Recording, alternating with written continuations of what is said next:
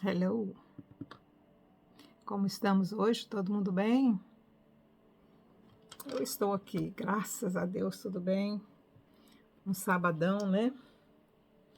Eu estou indo agora, daqui a pouco, visitar uma amiga e depois eu vou na casa do Levi, meu sobrinho. Estamos aqui para mais um estudo. Vamos começar um livro novo, Malaquias. Eu não sei se eu já escrevi alguma coisa sobre Malaquias, mas Malaquias, eu acho que eu escrevi alguma coisa sobre Malaquias. Deixa eu ver se eu escrevi. Não.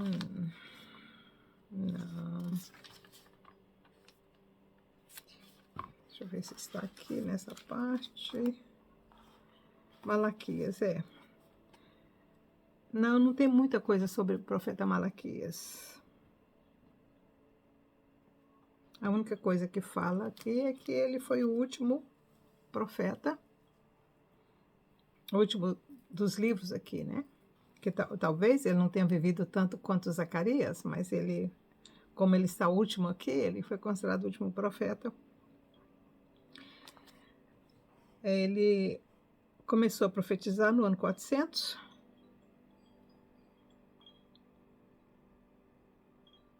Provavelmente, no ano 400. Então, realmente, ele foi o último. Talvez ele tenha vindo depois de Zacarias, um pouco depois de Zacarias, porque Zacarias ele foi no ano 518, então foi 100 anos.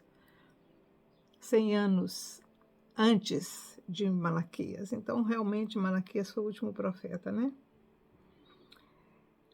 É muito triste ler o livro de Malaquias. Não tem-se muito a respeito desse homem, nem como ele morreu, nada, não tem nada. Só o livro que ele deixou escrito, que ele mesmo escreveu do punho dele. É muito triste estudar Malaquias, porque você percebe que, mesmo depois de tudo que aconteceu com Israel, de todo o sofrimento que ele viu, tanto no tempo da Síria como no tempo da Babilônia, tempo do Egito, não aprendeu quase nada. Como nós hoje não aprendemos nada com a história do passado, estamos cometendo os mesmos erros, de novo e de novo e de novo.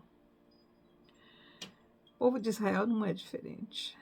E eles cometeram os mesmos erros. Então, lendo Malaquias, a gente percebe como é que o povo, em menos de 100 anos da Babilônia, depois da construção do templo, da reconstrução do novo templo e tudo, eles se corromperam. Vamos ver. Vamos ver. Veremos, pois. Jacó é amado, Esaú é detestado. É o título do primeiro capítulo de Malaquias. É uma coisa também que eu não consigo entender. Bom, eu sei a história deles. Eu sei por que Esaú foi rejeitado, né? Ele era muito, mas muito rebelde, mas a rebeldia dele era contra o Eterno, contra os seus pais. Ele não honrava a sua palavra. Ele falava uma coisa, ele fazia outra. Então, ele era um homem sem palavra. Um homem que ele era levado segundo o seu próprio interesse, segundo o seu próprio coração. O que ele queria era a lei, e não a lei do Eterno. Então, dá para entender por que Esaú foi rejeitado. Vamos lá. Um oráculo. Ele começa o livro dele com um oráculo. Eu já disse para vocês que o oráculo era como uma profecia, mas uma profecia vendo alguma coisa, tá? A palavra do Senhor a Israel por intermédio de Malaquias. Eu vos amei, diz o Senhor, mas vós dizeis, em que nos amaste? Dá para entender por que, que o Senhor está dizendo que rejeitou Esaú? Porque o povo de Israel também era uma cerviz terrível. E ele ainda, o Senhor fala, né? O Senhor fala aqui, ó, eu vos amei, diz o Senhor. Mas vocês olham para mim e perguntam, em que você me amou? Aonde que você me amou? Não foi Esaú, irmão de Jacó? Não eram os dois irmãos, gêmeos, nascidos do mesmo momento? Diz o Senhor, todavia amei a Jacó. E aborreci Esaú, e fiz dos seus montes uma desolação, e dei a sua herança aos chacais do deserto. Ainda que Edom diga, empobrecidos somos, porém tornaremos a edificar os lugares desertos, assim diz o Senhor dos Exércitos. Eles edificarão e eu destruirei. Edom, vocês sabem que Edom hoje é a Jordânia. Então Esaú continua lá.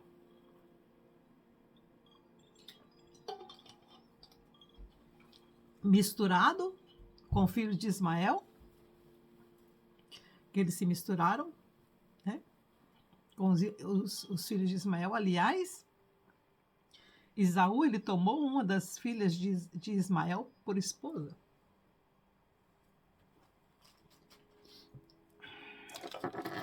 Então, por aí se vê que eles já eram misturados mesmo. Mas, assim, da própria estipe, né? Próprio Jacó, próprio Abraão, próprio Isaac.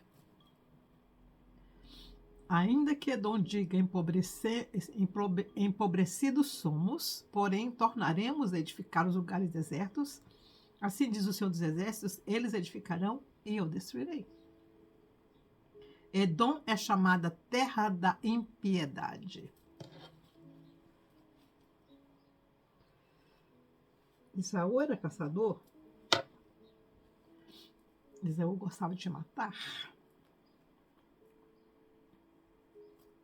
E a estipe dele, a descendência dele não era diferente. Por isso que é chamada terra da impiedade.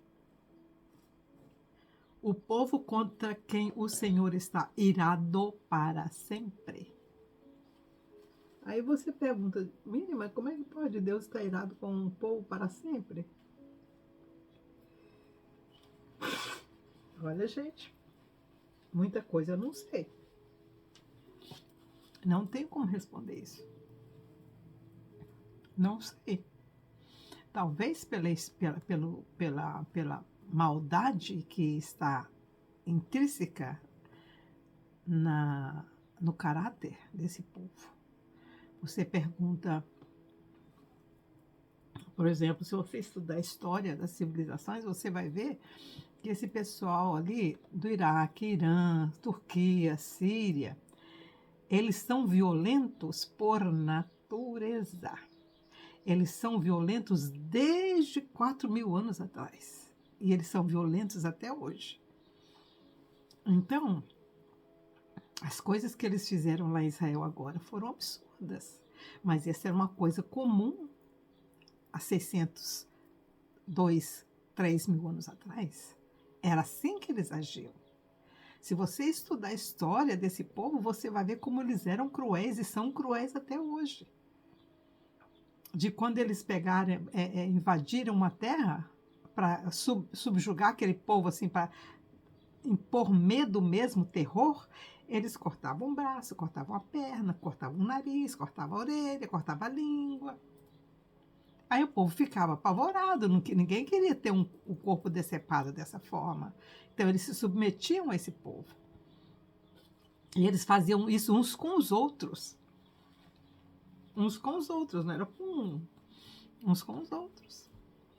Então, aí você percebe por que o Senhor está irado com todo esse povo. É como ele fala aqui, ó. Terra da impiedade, o povo contra quem o Senhor está irado para sempre. Porque eles não mudam. É incrível. E não querem, porque se quisessem, mas eles são educados desde pequenininho a se odiarem uns aos outros. Agora nós estamos descobrindo como é que são as escolas lá nesses países árabes. Eles ensinam a criança a odiar desde pequenininho. Aí coloca uma pessoa que eles não gostam, um povo que eles não gostam, coloca lá na escola, na parede da escola, aquela pessoa sendo fuzilada. Então a criança, na cabecinha dela, vai pensar: quando eu crescer, eu vou ter que fuzilar um deles. Terra da impiedade, povo contra quem o Senhor está irado para sempre. Os vossos olhos o verão e direis: o Senhor é engrandecido ainda além dos termos de Israel. O filho honrará o pai e o servo ao seu senhor. Se eu sou pai, onde está a minha honra? Porque o povo dizia: o Senhor, Deus dos Exércitos, é nosso pai. Onde está a honra? O Senhor está perguntando. Se eu sou o vosso pai, onde está a minha honra? E se eu sou o Senhor, onde está o respeito para comigo? O Senhor já está metendo o cacete nesse povo. Gente, 100 anos depois do exílio, 100 anos depois que eles estavam em Jerusalém e já haviam edificado o templo e os muros, olha como é que esse povo já está.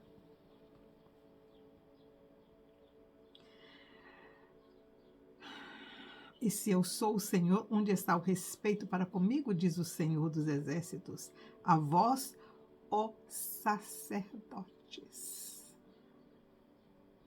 que desprezais o meu nome.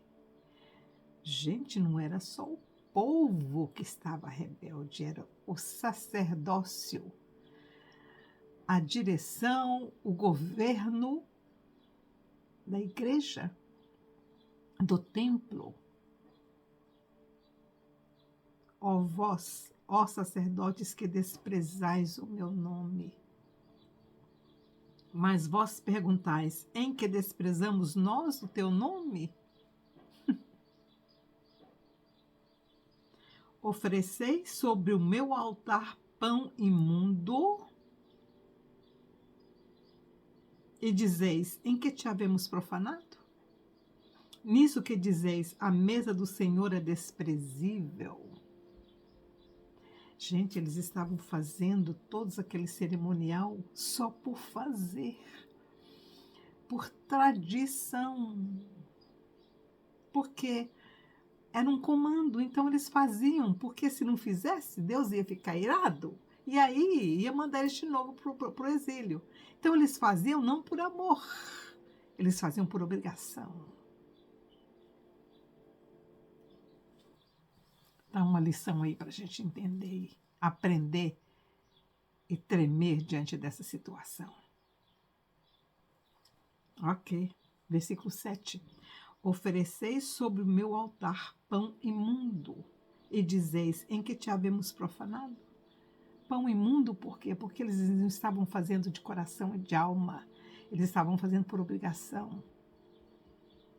Pão imundo porque eles estavam amassando aquele pão em pecado, porque depois nós vamos ver o que eles estavam aprontando aqui. Eles pecavam lá fora e depois iam para dentro do templo, pediam perdão, aquela coisa toda, ofereciam um sacrifício, pensando agora Deus perdoou, e ela amassava o pão com a mão imunda. A mão de quem havia roubado do irmão, a mão de quem havia adulterado, a mão de quem havia pago e recebido suborno, mão imunda.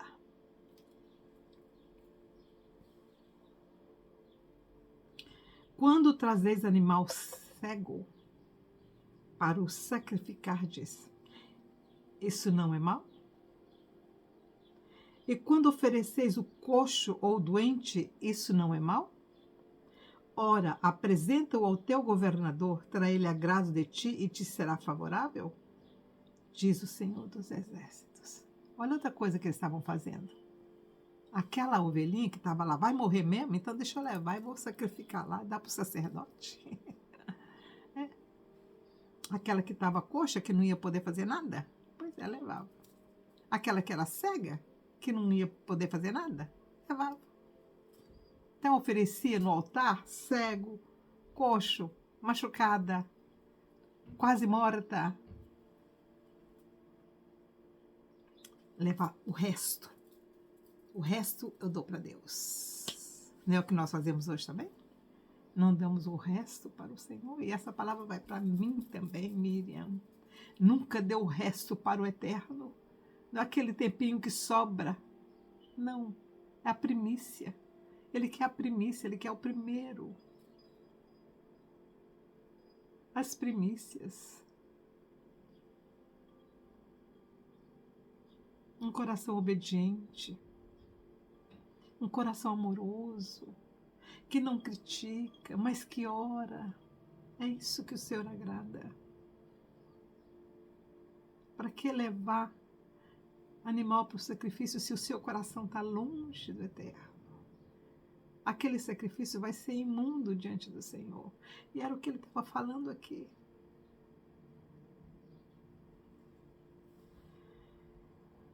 Versículo 9.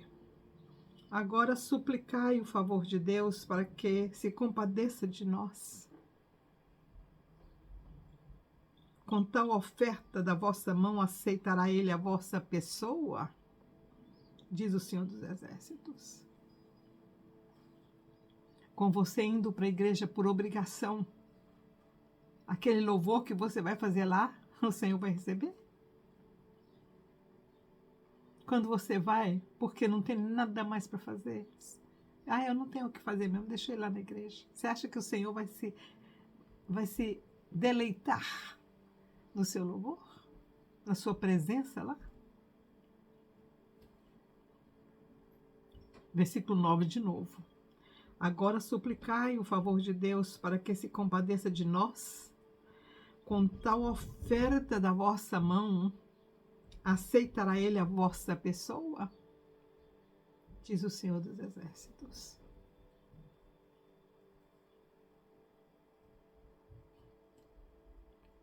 Tem tantas situações que eu poderia mencionar aqui para vocês, que a gente acaba fazendo e acha que indo na igreja no domingo, o Senhor vai aceitar a nossa oferta, o nosso louvor, cantando lá. Quando você fala tão mal do seu irmão, quando você está brigado com a sua família, quando você está falando mal e criticando e se achando a cocada toda diante de todo mundo, você acha que o Senhor vai receber o seu louvor?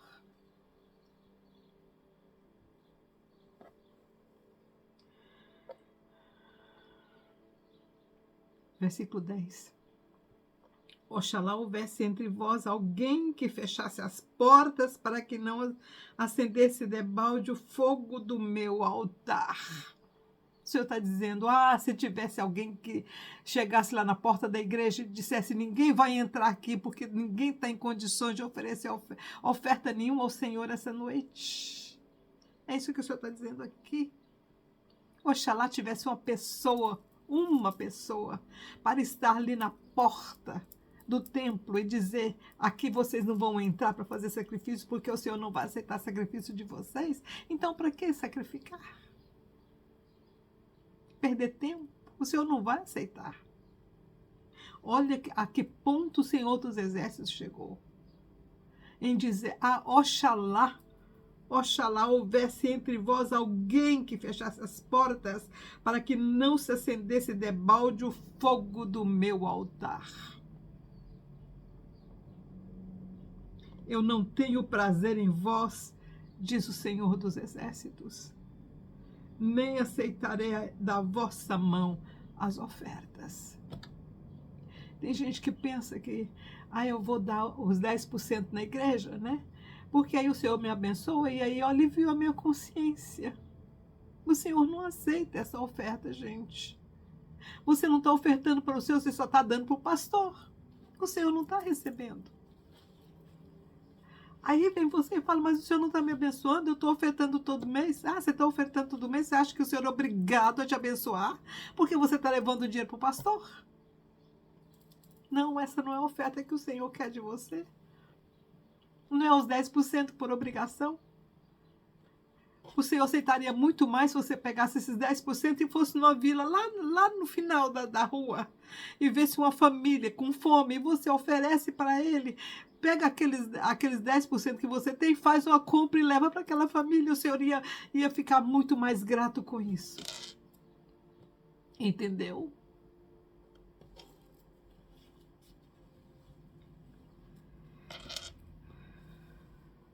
Versículo 11.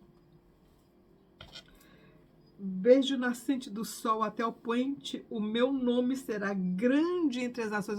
Apesar de tudo isso, apesar de você estar indo para a igreja, sabe, sem o coração dentro da igreja, sem o coração no Senhor, apesar de tudo isso, hoje, não estou dizendo para mim também, apesar de você, Miriam, de não sacrificar o seu coração mesmo, não abrir a sua mente, o seu coração para estar na presença do Senhor de amor, por amor. Apesar de tudo isso, o Senhor ainda vai cumprir aquilo que Ele disse, por amor a Ele mesmo. Olha aqui, desde o nascente do sol, versículo 11, desde o nascente do sol até o poente, o meu nome será grande entre as nações.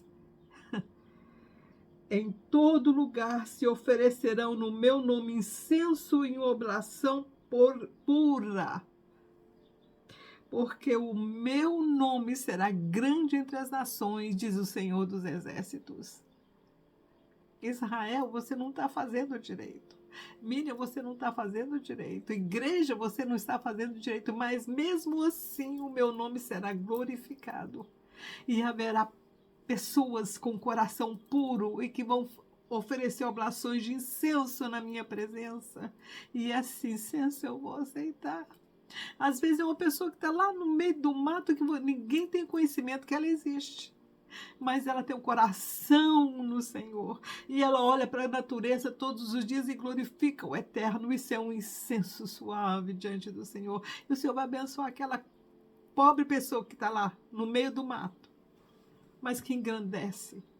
Eu conheço algumas famílias assim, que moram lá no meio dos Andes, para chegar lá você tem que andar a pé. Não tem como chegar de outra forma, ou de cavalo ou a pé. E mesmo assim, de cavalo, de vez em quando você tem que desmontar do cavalo, porque não cabe você em cima do cavalo. E é perigoso também, porque o cavalo pode escorregar, de tão difícil que é chegar lá. Mas eles louvam, eles glorificam todo dia. Eles acordam glorificando o eterno. Pelo privilégio de estar aqui, vivendo aqui. Esse louvor, o Senhor aceita. Por isso o Senhor diz aqui, ó, desde o nascente do sol até o poente, o meu nome será grande entre as nações. Em todo lugar se oferecerão ao meu nome incenso e uma oblação pura, porque o meu nome será grande entre as nações, diz o Senhor dos Exércitos. Mas vós o profanais,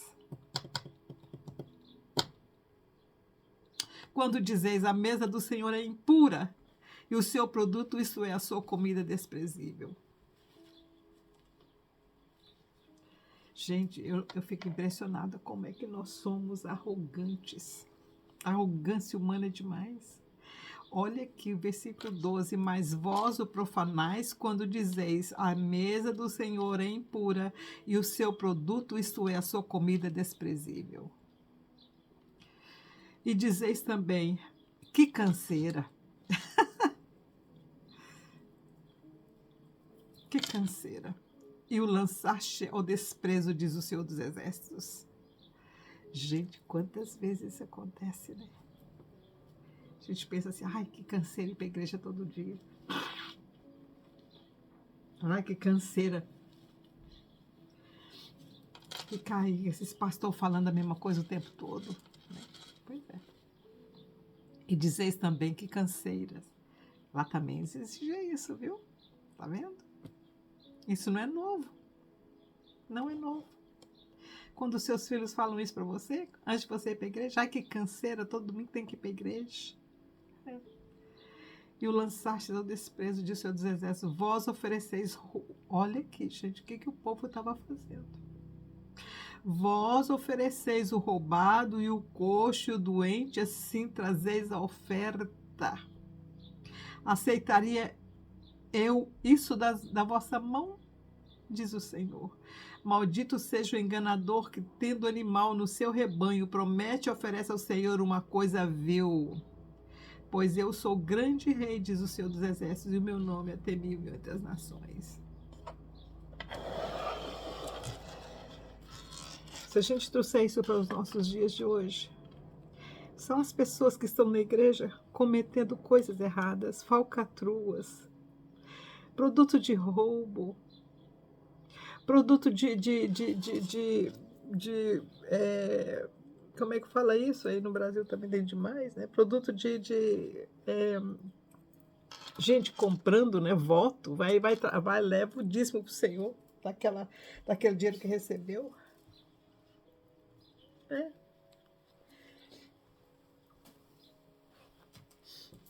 Comércio, dois pesos e duas medidas no comércio, né? Balança injusta, e vai oferece lá na igreja. Dinheiros a juro exorbitante, e vai oferece o dízimo na igreja. O Senhor está dizendo aqui que ele não aceita. Não estão dando isso para o Senhor não está recebendo. Maldito seja o enganador que, tendo o animal no seu rebanho, promete e oferece ao Senhor uma coisa vil. Dinheiro de prostituição, dinheiro de drogas, entanto dentro da igreja. Propagandas, né? Imagina aquela TV Record, né? Propagandas mentirosas. Vai oferecer dízimo? O Senhor aceita? Não.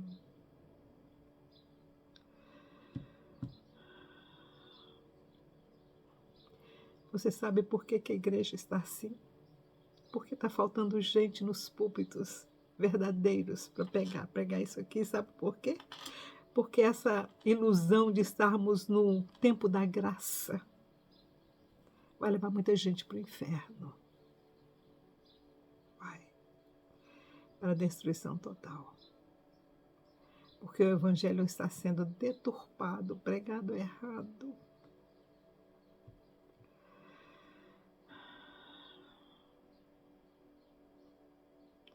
Ei, Paulo, se Paulo estivesse aqui, se o apóstolo João estivesse aqui nos nossos dias, ele ia ficar. Imagina, gente. Imagina Paulo ou Pedro chegando, ou João chegando numa das nossas igrejas. Paulo ia falar, sabe o que Paulo ia fazer? Ele ia chegar no púlpito e falar assim, eu entrego vocês tudinho para o diabo, para que as suas almas sejam salvas. Com certeza. Ok. Tá bem. Amanhã a gente vai estudar o 2º capítulo de Malaquias. Vocês estão vendo que a situação de Israel não era fácil. A nossa situação não é fácil. Ainda bem que a salvação é individual, né? Vamos continuar orando, buscando o eterno. E se você acha que essa mensagem vai chegar até alguém que precisa ouvir, share, compartilha. Tchau, tchau.